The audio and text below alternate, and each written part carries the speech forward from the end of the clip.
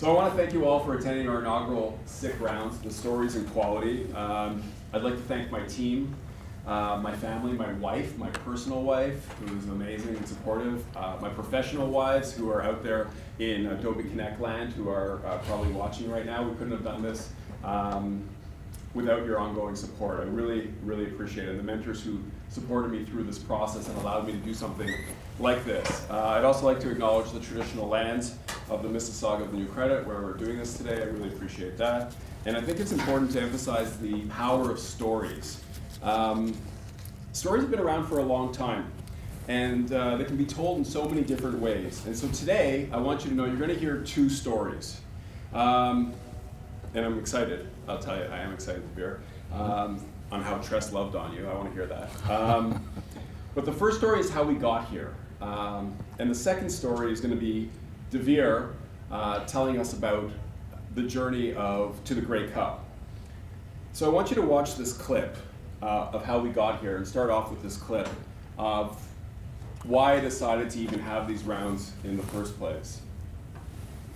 Thank you, sir. Just getting DeVier Posey. DeVier, I did whisper in your ear towards the end of the first half that you did get that record. You get the record, you get the Grey Cup. How does it feel? First of all, I want to give glory to God, our Lord and Savior. Without him, nobody would be on this field. He brought these special men together. Every man in this locker room has been through adversity in their life. Mark Trestman just got fired. All the way down, they let Bear Woods go. They let S.J. Green go, man. We came together. We loved each other. We chose love all year. We had bad losses. Trestman came in and loved on us. He never ripped us, and love prevails. Love always wins, man. Take us into the locker room in the second half. Take us on the sidelines in the third quarter when you guys had to come back. I'll be honest, we changed our shoes. We put on some short studs, and we came out and we wanted to win, man. Danny Webb did it. Our equipment manager made the change for us. It's too great. Talking about Ricky Ray, talking about S.J. Green, these are two guys. You've called him the legend that is Ricky Ray. You said S.J. Green's been your mentor all season. How key were they for you in preparation for this game? Add this to their resume, man. First ballot. They're legends. They're Hall of Famers. All I can do from them is learn. Most importantly, I can learn how to be a better father and a better husband, because they're better at that than they are players, man, and I love those guys for that. Thanks for this, DeVier. No problem, Mike. So I heard this, and red flags, word clouds, word associations that just kept swirling in my head. Did he just say better husbands and fathers than football players?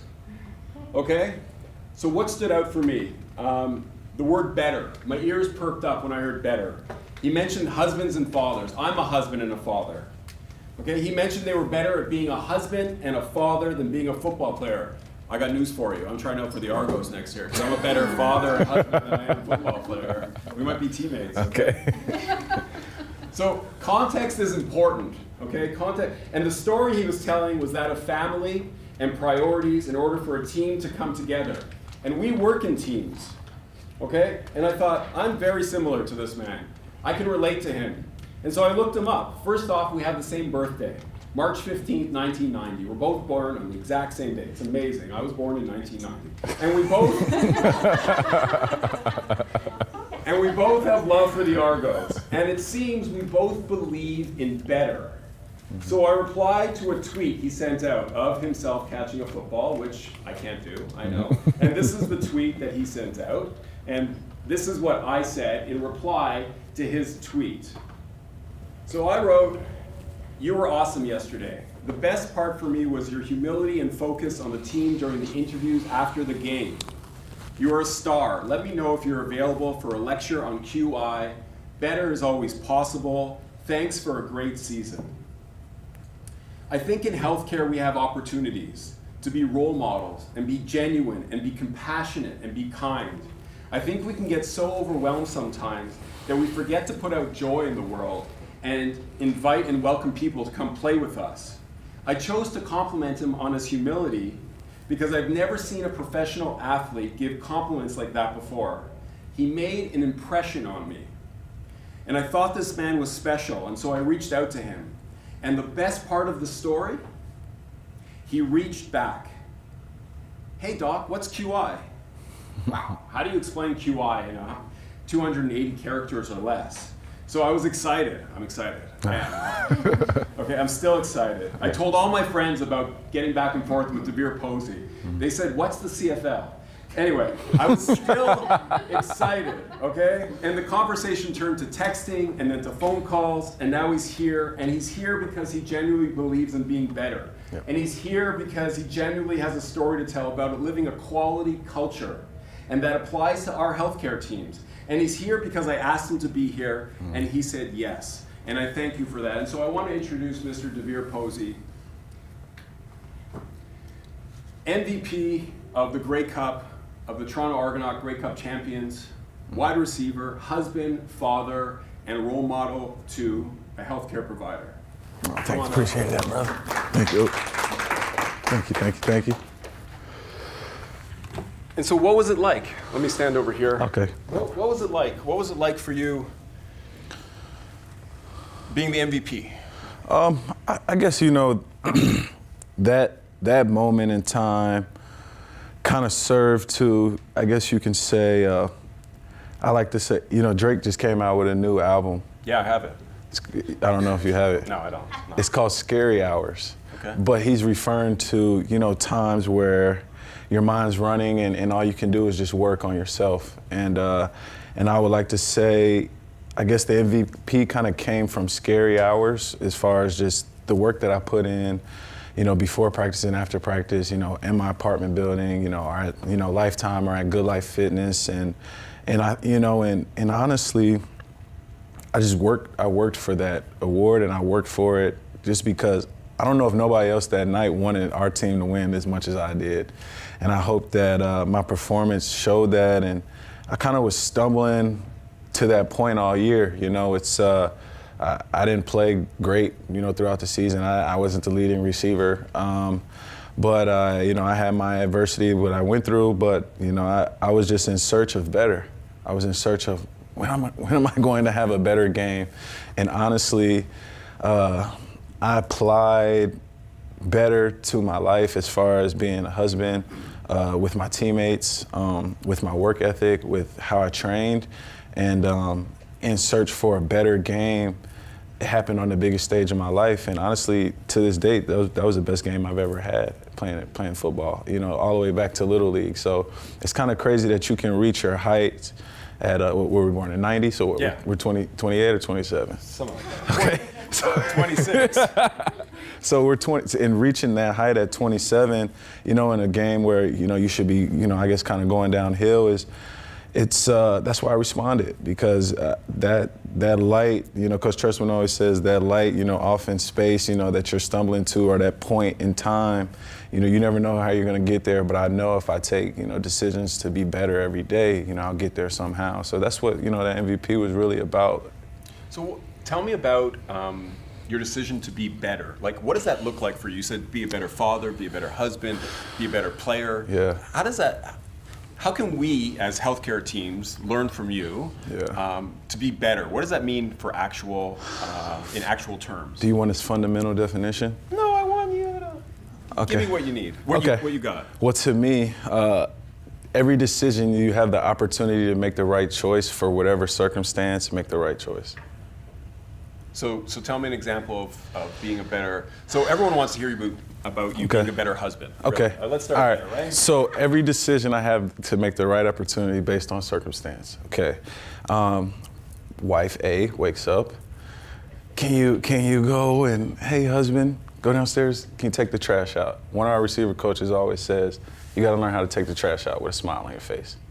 Go downstairs and I take the trash out with a smile on my face. That's amazing. And I just figure if I can take that attitude and enthusiasm to every task that she asks of me, paying the bills, I could be okay. And honestly, you know, just whatever, and I just like made that microcosm situation, because it's when you talk about whatever circumstance you're in, you know, the right choices, they differ, you know, and, you know, I could be out with the guys and I could be hanging out, you know, the right choice would to go out with the guys and hang out, you know, team camaraderie. But what's another right choice within that circumstance? maybe I shouldn't drink too much because we have a game coming up. And just always just being aware and putting that in the now. I think that was my formula for better as far as, life and applying that. And once I made that applicable to my life, it was applicable to the football field as well. I'm going to do, I have 2 questions for you. Okay. The first is a comment to make you better. And Okay. you should know what every woman here is probably thinking right now in a relationship says, why didn't he just know to take out the Am I right? Am I right? Yeah, I'm right. I know. So why didn't you just know? Why did she have to tell you? Yeah. Okay, so that you can be better. Just Yeah, think about I can, that. exactly. Yeah, so that's one. But so tell me about then the team culture. Tell me about how, were there other people on the team that felt the same way as you? Yeah, I mean, I think that was the thing that was the difference between 2016 team and 2017 team. We had an email in March. We're telling stories. So, and it was from Mark Trestman, and it was, this is what type of team we'll be. He verbalized everything. He said we'll be respectful of each other. We'll be a nonsense, common sense organization, and we'll be about people, and we're in the business of people, and we're not in the business of football. We're about respect. We're about having humbleness and working hard, and I think another term was trust, the most important, and it was displayed on so many different levels throughout the season, and I just think just how guys approached it. Just because everyone came into training camp with so many question marks. I mean, we just got a coach, maybe 60 days before we were showing up to camp. Where is training camp? Besides that, all of us are living in the dorms. And I think that's where it started. Just all of those things I just mentioned, it just happened. It happened naturally.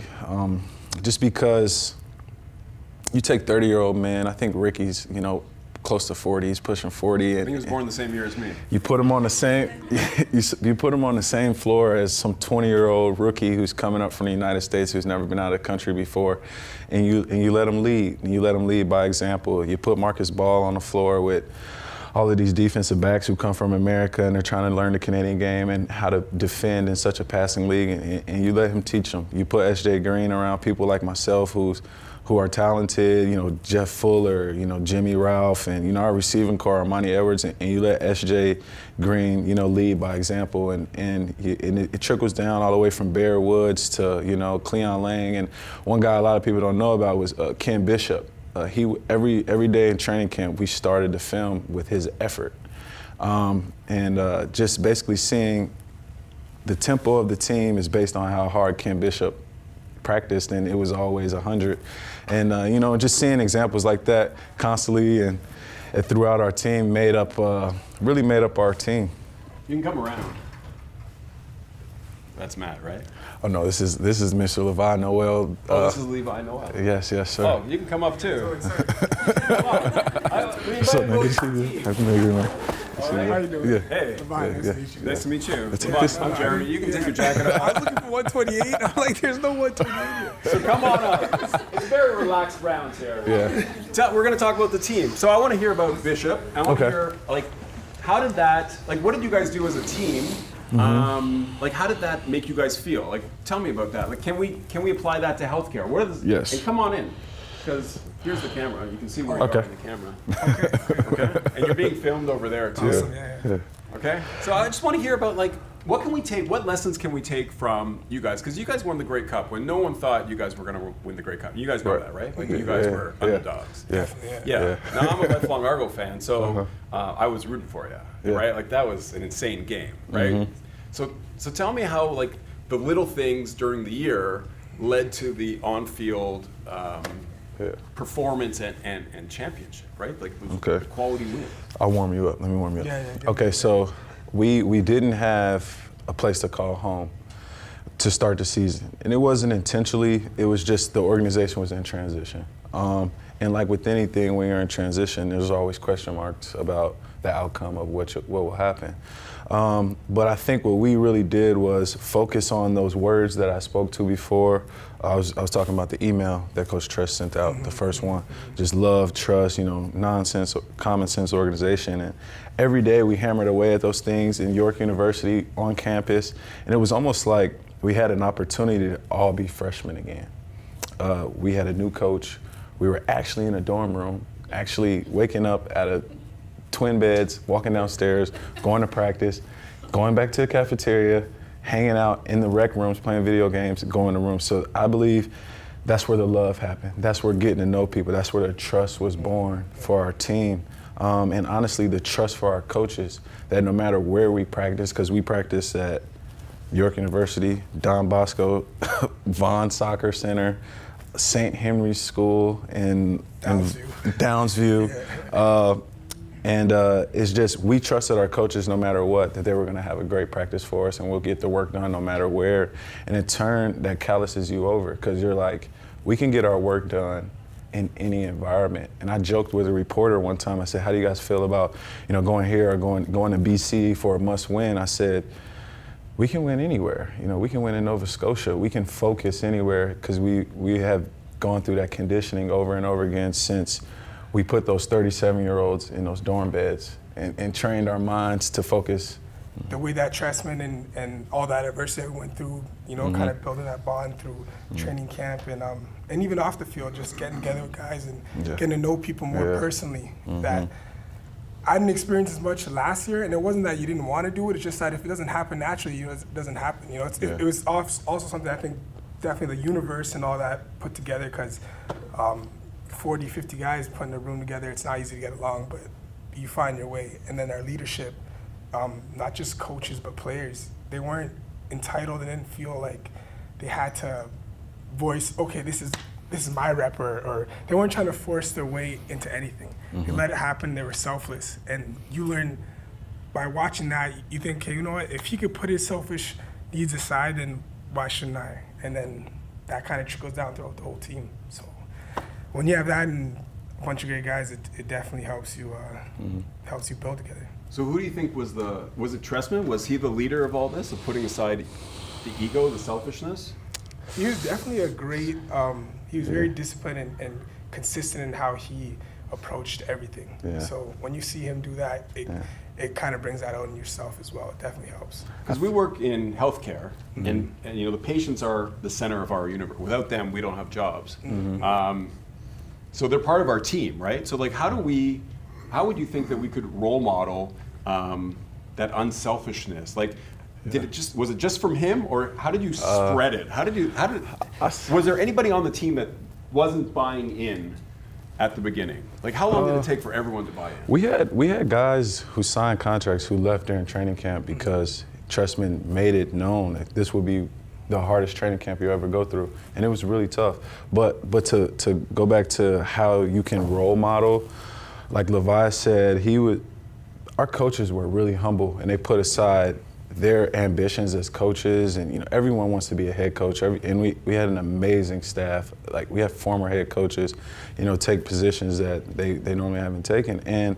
But we would see Tressman in the locker room picking up tape balls. We would see him pushing in chairs, and he always encouraged us, hey, in cafeteria and training camp, when we were training our minds and our bodies, pushing your chairs and tip the ladies, and you're just like, give him a compliment. Give him a compliment, and he actually did that, and you would see that, and just when your leaders are doing those, I like to say, janitorial duties with a smile on their face, it trickles down. Okay, maybe that's what we need to do. That's one of the lessons, okay, for healthcare. It's funny. It's funny. It's ownership over your clinic. It's ownership over the system. It's funny. Right? So was anyone cut and then maybe came back to the team? Hey, let's introduce, it's Matt, right? Yes. Hey, how you doing? Catching that ball. Oh, okay? no, not a problem, not a problem. Thanks for having me. So Matt caught a ball. Maybe just introduce them. Yeah, let's introduce our. So, you guys want to introduce yourselves? Sure, I'm Matt Black. I play free safety for the Toronto Argonauts. This is my 9th year with the team. Slide this puppy over here. Second ring, 9th year, second ring. Levi Noel, I play wide receiver. It's my second year with the team, born and raised in Toronto. Don't be shy. Don't be shy. He led the team this year in special teams tackles, had something crazy. How many do you have? 27. 20. There you go. All right, I checked it out. It's a very high number. It doesn't sound like a lot, but most guys get 1, maybe 2 on a good day. So we play 18 games. He was getting 2 a game on a regular basis. So yeah. This is DeVier Posey. I introduced him before. And I'll be on the team next year. I'm Jeremy Rezmovitz. I'm a better husband and father than I am football player. So I know that's what the Argos are all about. Yes. No, but let's talk about that, if you don't mind. Because that was about, it's about resiliency and grit. Yeah. And healthcare is all about, sometimes we encounter difficult situations. How'd you do it? Because you talked about it a lot. Yeah. I think just a little bit about Levi, it was just the culture of the team, right? You had to be on our team. You had to put, every year I think most coaches do this. You write down your goals of personal goals, professional goals, and team goals. And I really felt like the personal goals didn't really matter for the entire team. We had one singular focus, and that was to win football games and get to the Grey Cup and win a Grey Cup. And if you can keep that in mind and keep that in focus, then all the other stuff, all the riffraff that happens, it makes it easier to deal with because it's this is just part of the journey, right? Like this is, the bumps in the road are part of it. And for me, that's kind of how I felt with my situation this year. It was definitely hard. I've been with the team for 8.5 seasons at the time and got released coming off of an injury. But when I left the team that day, I said to the guy, you have what it takes in the room. And a part of me thought I hope I get a call back selfishly, but at the same time, if I don't, I genuinely hope these guys win because they have what it takes. Fortunately for me, I got called back, a week later, and I've been on the team for, like I said, 9 years, and that never happens. I don't know, I had a horseshoe stuck on my butt that day, so I got lucky, but I think it's fortunate for us. Yes, for real. Us, right? Who caught that ball? You guys know he caught the interception that sealed the deal for the Argos to win that game. Yeah, it's part of the puzzle, but really, I just felt the culture of that team there was a selfless culture, and like Levi said, and like DeVier said, it's just the little things on a day-to-day basis, and it reminds me of this picture that I've seen on social media a lot. It's the difference between a leader and a boss. The boss is on the desk and they're yelling at the workers, where the leader is amongst them doing the work with them, right? And there was no job that was beyond Trestman and beyond our coaches. If it was, for instance, in training camp, picking up garbage, putting in chairs, if it was staying late, helping guys on the practice field, doing the little things. But it spread. You see that and you see, this is the expectations of us. And one thing that I always remember is that early in training camp, Trestman said, there are no rules, there's just standards, right? And he set the standards for us, and people adopted that. And like they said, either you were with it or you weren't. And if you wanted to be there, you found a way to make it work. There was times in this year, DeVier got a little heated one time after practice, and you could see it coming out of him, and coach addressed it right then and there. But you just see guys morph and change throughout the year because they see what's going on, they see what's happening, and it's because it's spreading from the top down, and that really it just infested me, and that's, I think, how I overcame my ego and my bravado and attitude of feeling upset and hurt about being released and all of that, and just was able to flush it and to move forward because that's an environment that I wanted to be a part of. So whatever happened, it happened for whatever reason, I don't know.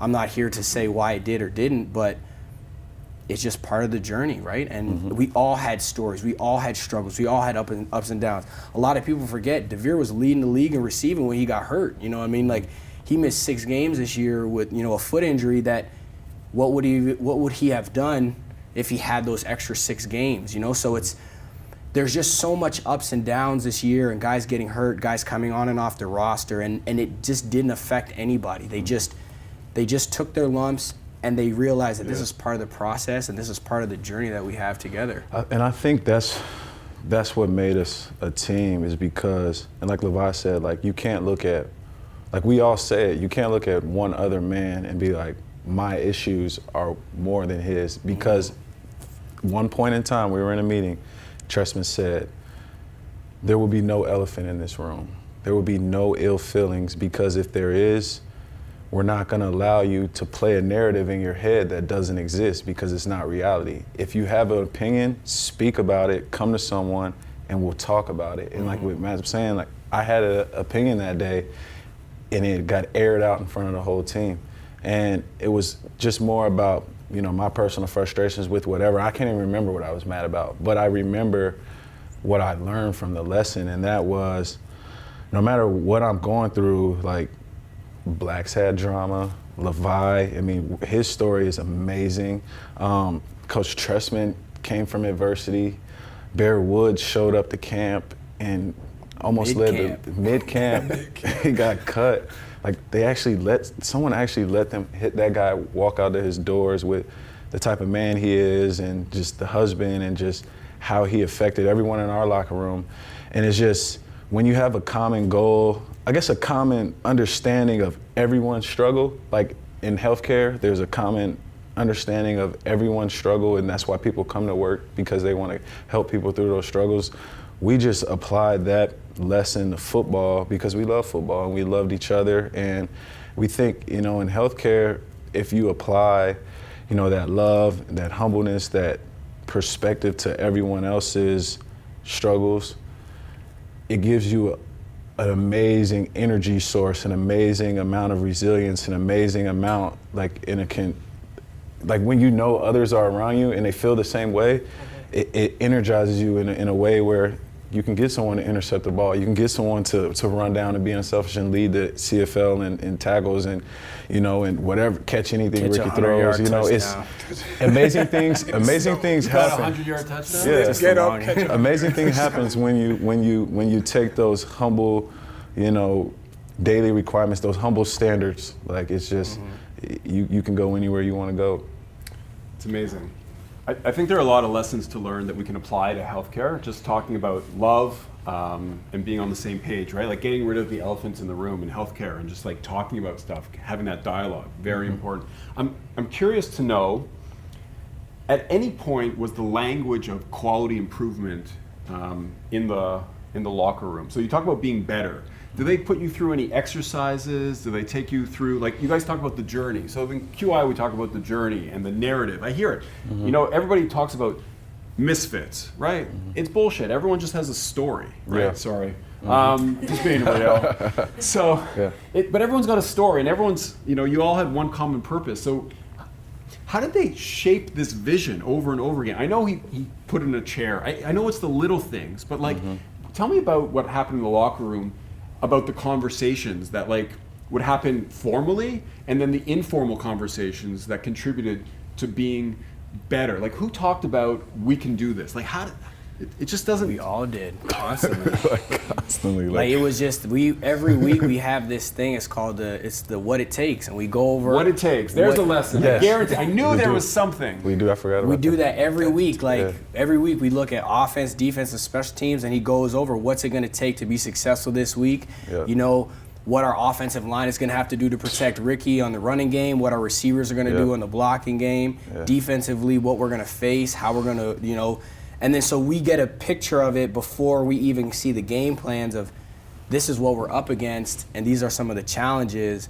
And then in there also is like individual. So if DeVier had a bad game, he's gonna say, I need more out of Posey. Like, he messed up here. These 3 plays. Accountability. We can't have this. Matt did this. We can't do that, Matt. Like, we need better, you know, we need more out of you on defense. This, that, the third. And for me, that was something new that I've never had, but it was really awesome to have that and to see guys respond. Because when he called guys out, it wasn't in a negative way to put them down. It was to know that he did it in a very positive, uplifting way. Like, you know, Levi, I need more out of you because this is what you're capable of. He'll show clips of him doing great things and then show him doing a clip of something absolutely horrible. and say, I need more of this Levi, not that Levi. And then 99.999% of the time, the next week, the guy is showing up on the tape for all the right reasons and doing like the incredible stuff and living up to the player that he is. And I think that is really something that was special about our team this year. Because I remember he did that with Jamal, remember? Yeah. He did that with Jamal one week. Next week Put him on the spot. He had like knew that 3 he could do better. pancakes, you know? And it was just like destroying guys. Just making you aware of that improvement, like, because sometimes we lie to ourselves. Like that's what Coach talks about. The story that we tell ourselves in our head, and I don't know if he's like waking up every morning like, all right, I'm about to change his narrative today. Like I don't know if he's doing that, but I know he's waking up like I have to hammer home. First off, he takes responsibility. First off, before the meeting starts, if it's a loss, it's I could have been this, I could have done this, and we could have done this, and he looks at the team in 3 different ways. He looks at the team, defensively, offensively, and special teams wise, and he breaks the game down in those 3 phases, and he says stuff about complementary football. I don't know how healthcare is. I don't know if it's the emergency room or surgery or whatever, but however we all wanted to. Everything that we did complemented each other. Our play, like how our defensive coach, maybe even played a look that our offense gave him. He was thinking in the back of his mind, well, I don't want to screw Treshman and those guys over when they get the ball. Or I don't want to put Levi in a situation where he can't run down and tackle this returner. Like everyone was conscious of that, and it's almost like when you're on the sideline, if you watch video clips from our sideline, like we're so excited for other units. We're so excited when other units have success because we know what they had to do to get the job done on Monday. Yeah. It's just having that understanding of all 3 aspects helped us too as well. I just think it's like, it's the end goal, right? Is that patient has like a positive experience or, the best experiences they can. And similar to football, like DeVier said, it's like each unit, each department that they go to, there's one common goal, right? That has to be the focus, and that was the thing, the narrative that I really got from this year is like that genuine excitement is that we know we need to stop on defense so they could do this on special teams and offense can do this. Like that's the plan, and I feel like if you can infest that into the healthcare setting, going from one unit to the next, like this unit's going to do that, it's going to make that person's experience that much better. I think that would help in any way, shape, or form that it could. So I knew it. Look, I heard you talk better, right? These words kept going better. I was like, I knew they had something some sort of tool for improvement, right? And you're saying it's called What It Takes? Every week, what it takes. What it takes, every week, what it takes. So, and my brain is always working in different spheres, so I'm going to institute that in my marriage, I think. What it takes, every week, we're going to have a talk, okay? Yeah. My wife is already laughing at this, like rolling her eyes. She is. Anyway, what it takes, every week. No, but I mean, we do that sometimes. We like to do the huddle, right, before, because we have, in the primary care setting, there's lots of people on the team. You have the secretary, you have nurse, you have the physician, you have the patient. We don't usually invite the patient into the huddle, but it's like inviting the opposing team. Yeah. But you just want them to win, though. We want them to win. Right. So we're the supporting team, right? So that's another lesson that we can take to healthcare is what it takes, right? Like maybe we should be doing that. We should be trying to figure out what is it going to take this week for us to be better. What's it going to take? And so I like hearing that, and thank you for the marriage counseling. I appreciate that. I'm going to internalize that. Just puts before you take that, because we had that lesson, but there will be rocks, there will be stumbles. It's true. And like what I was talking about in the video is, we chose love when we could. Yeah. We put like Black said, we put all those things in, and we went out sometimes we failed miserably. Like, we like when Levi was coming back in, I know, he's like, he walks in, you see your face on the screen, you're like, he's ripping me first today. So we went through that, but the thing is no matter what, through adversity, although those are your goals, like, choose love. And when I say that, it's like after those games, it wasn't the ripping session that you would think. It would just be, how can I make you better by loving on you too? And it's just, I think that was a big part of it too, is handling failure as as a lesson, because you know you fail often too. It's like Rico said that. He said this year all of our losses were lessons, and that's one thing that I think our team did a good job of, is taking the lesson from the loss. Yeah. And in other teams that I've been on, sometimes if you don't do that, it's all for naught. Like, it's just, then you're gonna run into those obstacles again. And we did a really good job of that, I think, this year as a unit, as a whole, of taking what we can from that loss, you know. And I see the losses.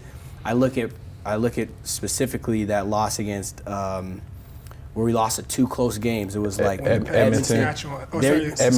Saskatchewan, and Edmonton, and then we came back the third week and was down to the last second. We won on the kick out, right? Yeah. It was like, so we learned to like win those close games, and you build that resiliency, and it's just like levels of resiliency that just kind of all added up to. And then if you look at the Grey Cup, it's all kind of culminates in that one game where we needed plays from all facets of the game, and we got from all phases of the game, and we got it. Yeah, we've been doing it all year. We've been succeeding at it, failing, succeeding, and we just like succeeded at the right time. I know. Listen, all I keep hearing are these buzzwords in quality improvement, you know, resiliency, the narrative, the journey, right?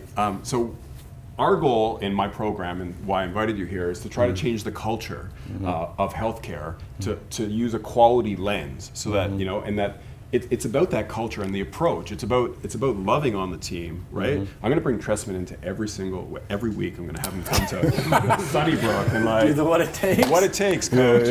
Right? You know, it's picking up. You know, it's cleaning off the table, changing it's something simple, right? Like, so what? So your nurse couldn't get to it. Okay, so will you do it, right? Yeah. You know, nothing is beneath you, kind of thing, right? Like, and not being bitter about it, though. That's the thing. It's just like no one was bitter about it. And when you talk to guys, no one was bitter and took offense to it. It's like, you did this, like, oh, my bad. You know, like, you realize you didn't do something. So the egos were checked at the door. Right, and so that's why I asked you guys to come here today, because I firmly believe we can learn from other industries, we can learn from other areas and apply it to healthcare, because if we think for 1 second that we're perfect, we got a problem, right? And so I want to thank you immensely today for coming. Appreciate that. And thanks for like multiplying, that's awesome. Hey, you know, well, the way I looked at it is, well, you asked person from the offense to come, so I invited someone from defense and our special teams captain. It's a three-pronged thing. It's not just me. Because you're a team. Exactly. That's right. It's exactly. A team. So like I have people in the room. This is my team that's in the room. I feel like you should get a shot of the people in the room. It's my team. That's why I opened with thanking my wife and my professional wives and the team, and I appreciate it. But I want to open it up to questions. If people have questions, questions. Fire away. A touchdown is 6 points, ladies. I'm like, in full disclosure, I know nothing about football. I don't even know what you're talking about. I'm sorry, but that's not what drew me here. And certainly what you've delivered is just amazing. Those, you know, your leadership examples that you've been able to share, I think are really going to resonate. The power of that leadership that you had, and the mentorship that was occurring, that you're going to That's what it was. It wasn't just leadership, it was more mentorship. That definitely, that you're going to be carrying with you for the rest of your life. And you gave us a lot of pearls of wisdom. And I think that you should be speaking to every high school in Toronto, you know, for young kids. I'll be your agent. Well, it's three of us. Yeah. It's 3. Don't worry, Take it on 3. I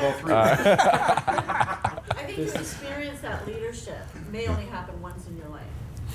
But I think you're going to have that exceptional gift. Yeah. And that's what it was. Because, you know, no matter what leadership model can be followed, it's how that person is. And to be able to give that love and that trust. And I heard that a lot from what you were saying. Wherever that you were in your journey, in your game, and on and off the field, and in your life. Like, that's amazing. And it's very hard. And you've transferred it well, I think, through a QI. And not just for healthcare, but into our own lives. And that's for me is the Very biggest well. thing, is like I learned so much about everything you said about leadership, but just in general in life, I feel like if we take these principles and we walk through life with them, you're going to be a lot happier. You're going to be a lot happier individual, because like the ups and downs of it, it's kind of the way I view it now. It's like, this is part of the process. Like, I do my what it takes, what are my 1 year, 3 year, 5 year goals, but now it's about the process and enjoying the process, and the losses that I take in life are lessons. Like, what can I take from this situation that didn't go the way I wanted it to better myself for the next time I'm in that situation? So it's never for me, I have a lot more positive outlook on things, especially situations that are hard to deal with.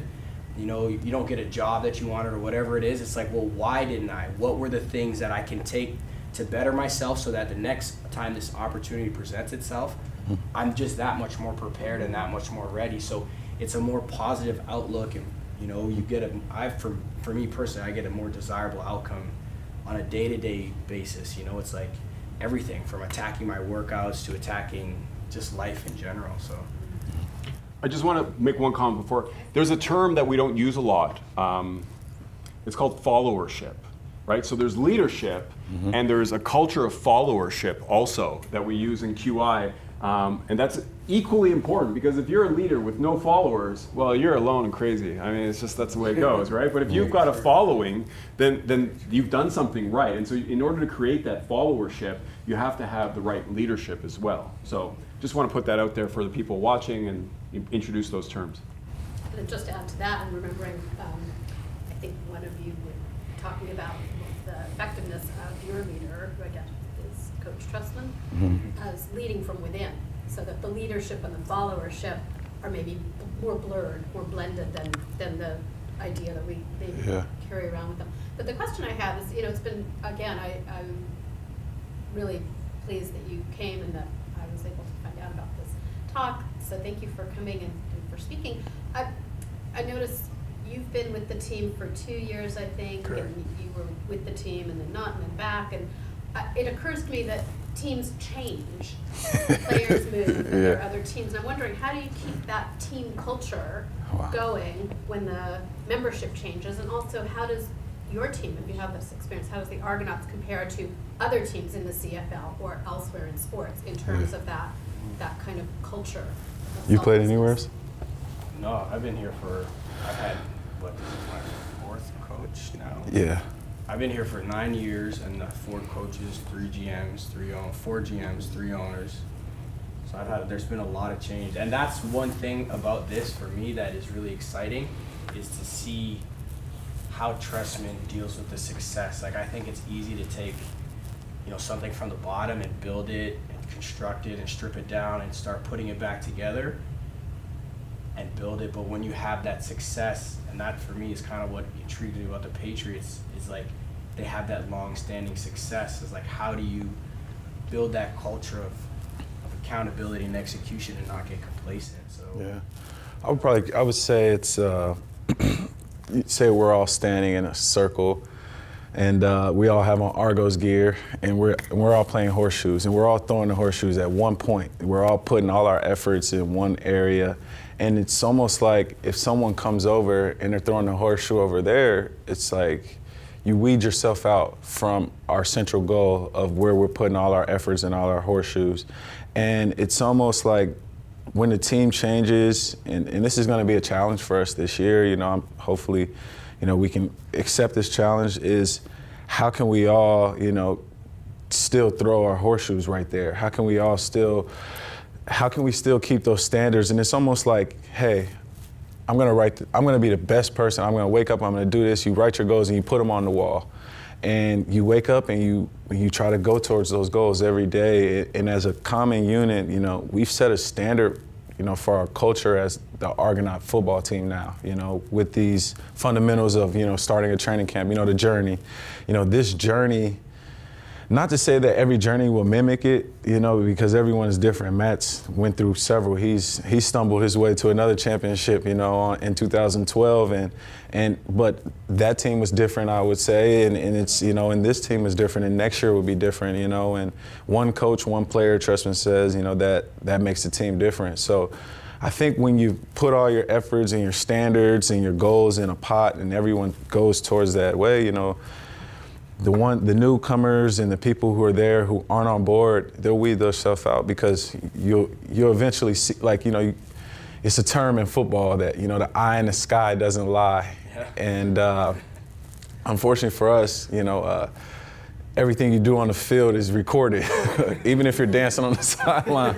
So it's if your efforts aren't showing up on film, you know, and you know the eye in the sky is catching, you know, you're not putting all your efforts in that towards that horseshoe, you know, you'll weed yourself out, and that's it takes a constant effort of that every day. I think DeVier alluded to it very well. It's the culture, right? You establish a culture, that environment.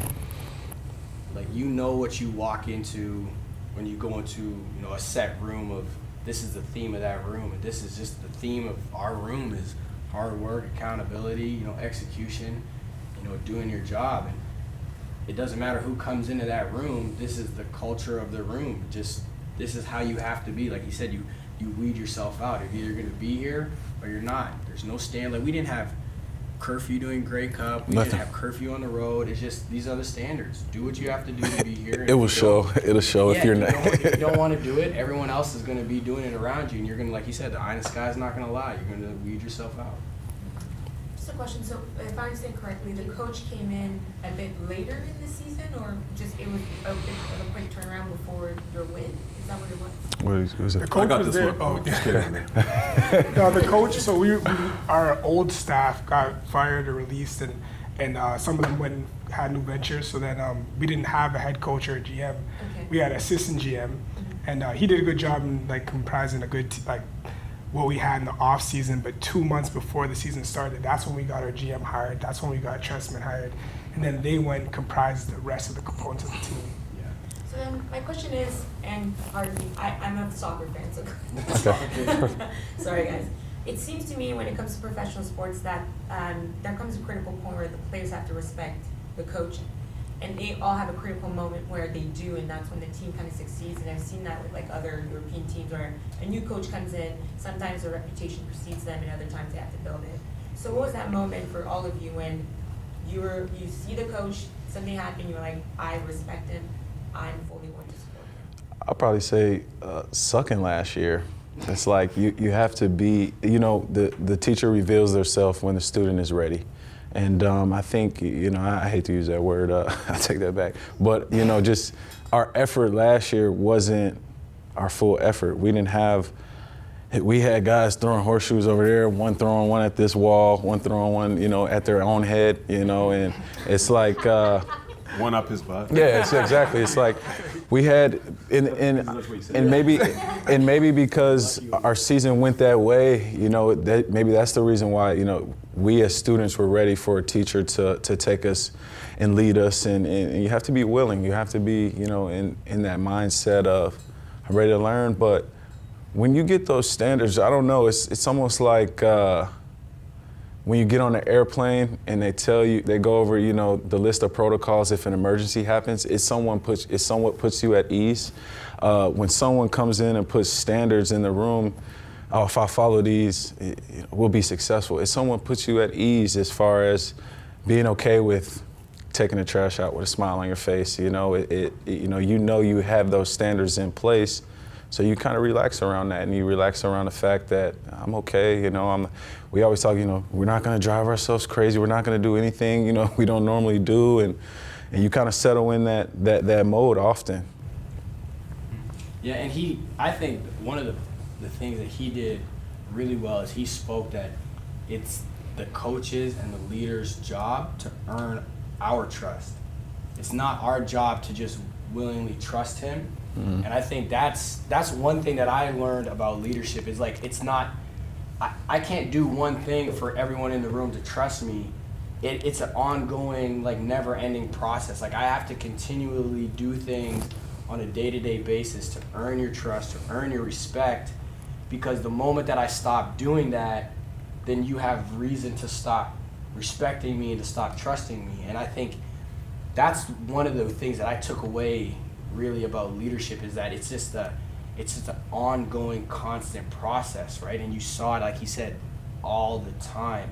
Consistency of doing the same things over the same message, but being the same individual that he was, you know, someone that is going to be critical of you, but he's going to love you. He's going to tell you when you do right, when you do wrong.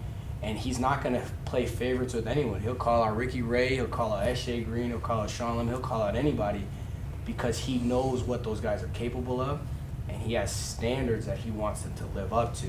And you know, he'll stop practice, stop a play because he did it in Grey Cup. He stopped a play because I would have got a penalty in the game based on what I did in that play, and we ran it again. He's like, I can't have that out of you. You're one of our captains. Like, the standard has to be higher for you. So you understand that, and it's just a constant, it's a day-to-day thing. So I wouldn't say there's one thing that he did. It was just a cumulative effort of all the time earning our trust on a day-to-day basis. And for me, when I look back at good leaders that I've had in my life or coaches that I've had, they hold that same quality. They always do something on a day-to-day basis to earn your trust and respect. So we had a lot of lessons today. I want to thank you from the bottom of my heart for reaching back, because it takes two, right? Like, and so I thank you guys for bringing, you know, special teams and defense. For sure. It makes bringing the team, right? Exactly. Right? You guys are embodying the culture, which I'm trying to foster also. I mean, not me personally, but the team. We're trying to get the team to foster the team culture. And we got to show that. So I want to thank you so much for coming today. Oh, that turned out great. Yeah. That's awesome. Yeah, that's personal. Thanks. Thank you. Appreciate you.